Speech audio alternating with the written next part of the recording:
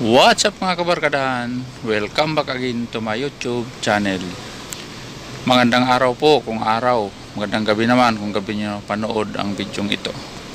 So, magre-repair tayo ngayon ng wiring ng condenser ng H100.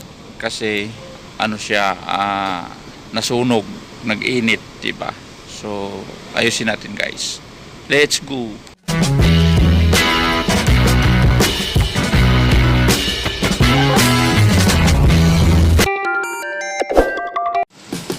So ngayon guys, repairin natin to.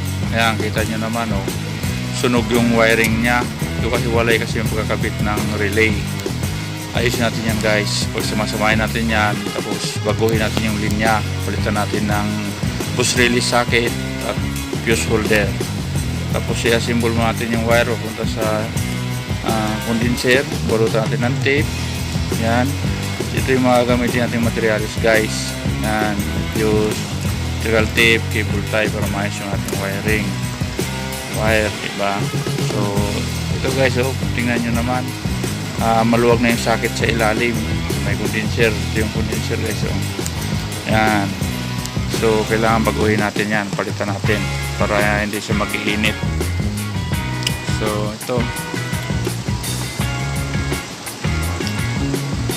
tanggalin natin, pagpuputulin natin itong mga wire niya dati na nasunog.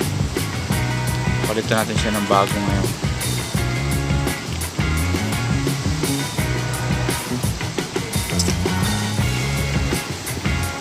So medyo mahirap lang gagawin to guys, kasi gagapang tayo sa ilalim para magawa lang natin to at napakababa pa, diba? Tsagain lang natin itong gapangin para magawa. So ayan guys, ito yung wiring niyang bago.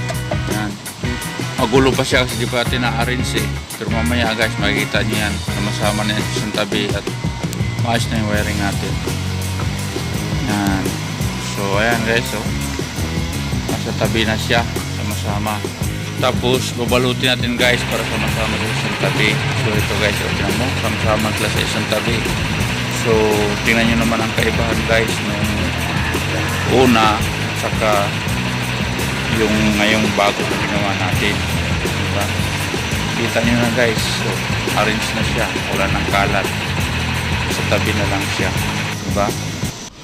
Thank you for watching guys. Don't forget to subscribe, like, comment, share to my video, at pakipindot nyo na rin guys yung notification bell at yung all para maging updated kayo sa mga video aking i-upload. Sana guys, makakatulong sa inyo ang video ito. At kung na-encounter nyo ang ganitong trouble ng sasakyan, nag-iinit ang condenser wiring, so yun lang gagawin nyo guys. Palitan lang ng wire at palitan nyo yung mga maluluwag na socket. So yun lang guys. God bless. God bless sa ating lahat. Kung gusto nyo magpa-shoutout, mag-comment lang sa yung comment section sa baba para may shoutout ko kayo sa sunod kong video.